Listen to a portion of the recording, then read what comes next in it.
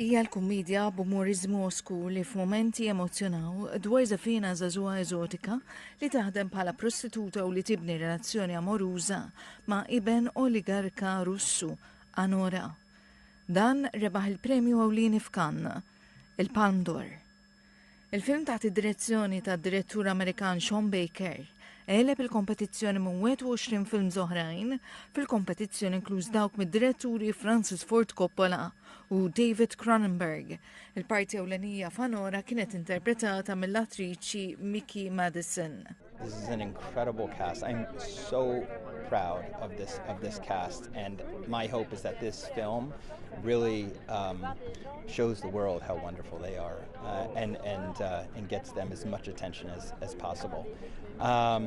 What this means to me? Well, this is not a dream come true. This is the dream come true. It's this has been my life's goal. So to reach this place is I'm going to have to do some thinking tonight about what's next.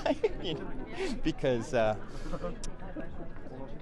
don't know how many people get to fulfill their dreams or reach their dreams, but I did, and I am so grateful, so incredibly grateful.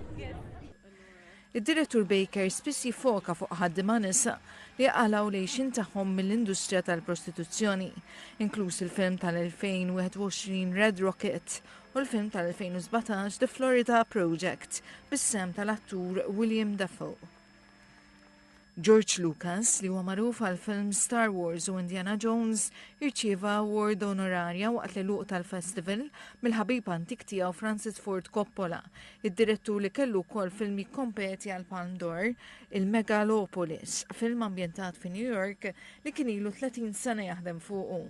And he looked at me and he said, "Well, I'll make my own movie. I'll call it Star Battles or Star Wars or something." And so he did. And in the process risked everything he did to make it. Congratulations, George. Not only am I and your many friends proud of you, but also the world is here proud to honor you.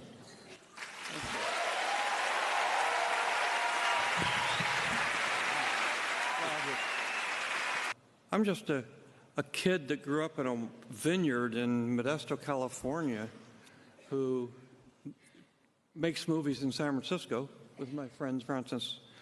And we had some other, Saul Vance and some of the other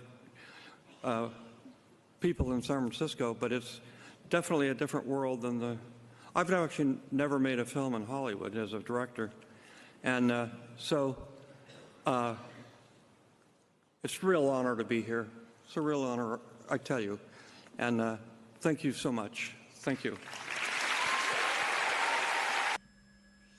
Il-Grand Prix li huwa konsidrat bħala t-tieni li żjed premju prestiġjuż wara l-Palme d'Or ingħata lill-film All We Imagine As Light li huwa l-ewwel film Indjan li daħal għal Cannes fi 30 sena.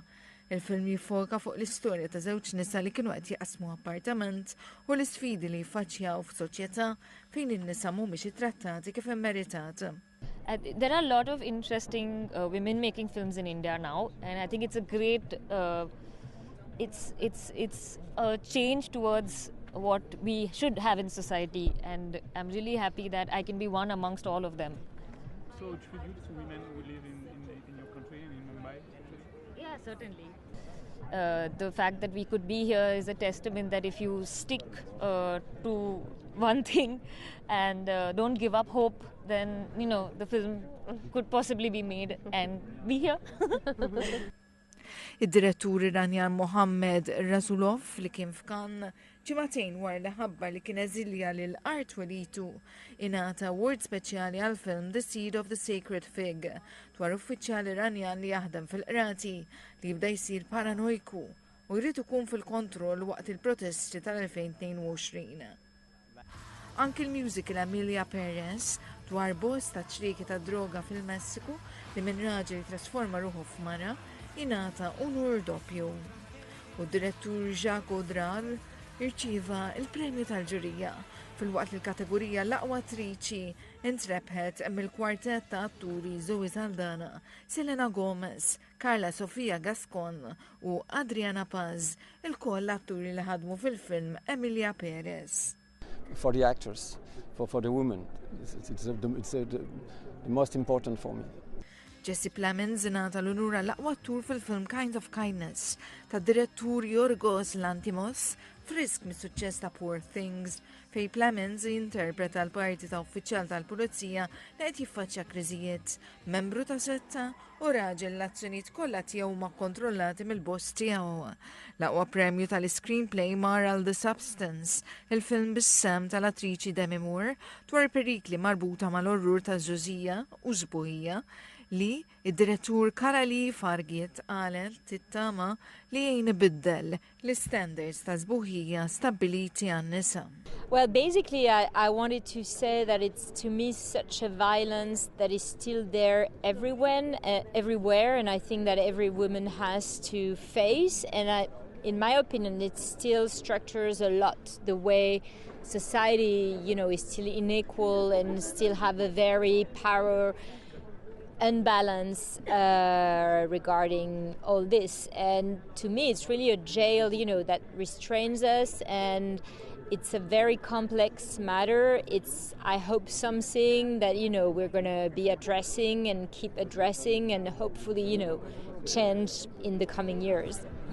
Miguel Gomez rebaħ il-premju tal-aqwa direttur għal-film Grand Tour bi vjaġġ eklektiku fil-kontinent Azjatiku minn uffiċjal tal-Gvern Ingliż u l-imħabba tiegħu. L-attriċi Scarlett Johansson akkużat l-OpenAI li kreat vuċi fiċ-ChatGPT li jinstama simili għal tagħha u dan wara l-attriċi kienet irrifjutat it-talba li saritilha mill-kumpanija biex tagħti l-vuċi tagħha liċ-chatbot. Johansson għamlet il-kummenti fi stqarrija li ppubblikat sigħat wara li l-kumpanija tal-intelligenza artifiċjali qalet li ser tirtira l-vuċi imlaqqam Sky. Il-kap eżekuttiv tal-OpenAI Sam Altman fi stqarrija qal li leħen Sky mhuwiex imitazzjoni ta' Johansson iżduwa ta' attriċi professjonali. Kwistjonijiet bħal dawn kienu għanqlu protesti qawwija partikolarment f'Hollywood dwar kwistjonijiet li jkonċernaw lil ħna tal-atturi u xbijat tagħhom, tant li kienu waslu għal strajk mill-atturi, hekk kif l-istudios qed jikkunsidraw kif jinkorporaw l-intelligenza artifiċjali fil-produzzjonijiet tagħhom u x'regolamenti għandu jkun hemm biex jipproteġu jħarsu drittijiet tagħhom. Dan f'kuntest li fih xbijat u ħsejjes iġġenerati mill-computers qed isiru diffiċli biex tiddistingwihom minn dawk umani. Johansson qalet li Sam Altman qed jinsinwa li s-similarità tal-ħina għaċ-chatbots hija intenzjonata minħabba l-film Her li kien ħareġ fl-2013 u li fih hija l-protagonista ewlenija. Il-film jitratta l-fissazzjoni u l-ossessjoni ta' raġel li jiżviluppa relazzjoni ma' assistenta tal-AI personifikata mill-leħen ta' Johansson. Carlo Acutis huwa żagħżugħ Taljan li kien miet bil-kanċer ta' leukemia fl-2006 meta kien għandu 15-il sena. Possibilment se jsir l-ewwel qaddis tal-ġenerazzjonijiet li twildu wara s-sena 2000. Mal-ewwel tebqatajn Acutis jidher bħal żagħżugħ kwalunkwe f'ritratti ma' ommu Antonia Salzano bħala tarbija u bħala żagħżugħ jivvjaġġa u jilgħab fil-beraħ. Iżda l-Papa Franġisku attribwixxa t-tieni miraklu għal Acutis u qal li dan se jwitti triq biex isir uffiċjalment qaddis. Magħruf bħala dak li jingħażel minn Alla biex jinfluwenza b'mod pożittiv, Acutis kien ibbeatifikat fl-2020 wara li kien hemm miraklu li sar bl-interċessjoni tiegħu. Minn dak iż-żmien seħħ it-tieni miraklu li l-Papa ddikjara li sar ukoll bl-interċessjoni tiegħu u li dan se jwitti triq biex isir qaddis. Minkejja il-Vatikan qatt ma kkonfermatx meta dan ser ikun qed iseħħ. Kontroversja fit-Turkija li fetħet knisja antika, il-Kora, waħda mill-iżjed binijiet importanti Biżantini f'Istanbul, għal-qima tal-Musulmani u li kienet ilha tintuża bħala mużew għal iżjed minn 70 sena. Din ser tkun it-tieni konverżjoni ewlenija tagħha taħt il-President Tayyip Erdogan. Erdogan li huwa magħruf għal fidi Iżlamika stretta li jħaddan b'simpatija l-Musulmani devoti u l-kap ta' partit Beruq Iżlamiċi trasforma l-Ħaġa Sofija f'Istanbul f'mużew minn moskea fl-2020 waqt ċerimonja li għalli attendew 20,000 ta' persuni. Dik il-mossa kienet ikkritikata mill-mexxija tal-Knisja u minn ta' pajjiżi li qalu li din il-konverżjoni ser tigrava diviżjonijiet reliġjużi. Erdogan jgħid li dan jikkostitwixxi interferenza fi drittijiet sovrani u li huwa determinat li jipproteġi drittijiet tal-insara. Il-kor oriġinali jew dik li hija magħrufa bħala karja tmur lura lejn ir-raba' seklu, meta kienet inbidlet f'moskea mill-Ottomani. Saret musew fl-1945 u Erdogan iffirma l-ordni fl-2020 biex terġa' ssir mużew. Wara proċess ta' restawr fetħet il-bibin tagħha l-pubbliku, bis-swali ta' barra jservu bħala mużew u parti sservi bħala moskea. Il-Knisja kienet inbniet fir-raba' seklu iżda l-binijiet eżistenti imorru lura s-seklu 11 meta l-Knisja nbniet wara terremots. Yeah, I mean, it seems to be a political kind of gambit.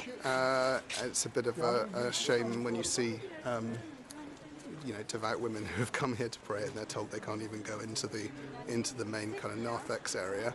I don't know. It's the same thing with Hagia Sophia. Il-President tal-Kumitat Nazzjonali tal-Ikomos ta' Turkija ikkritika d-deċiżjoni. All those fresks and mosaics are so unique and so exceptional that it is best not to touch them in any way, and it's also the best way to show them, make them available for intellectuals, researchers to come and see what is there, because it's a unique building. Eluf ta' persuni jżuru din il-Knisja storika kull sena.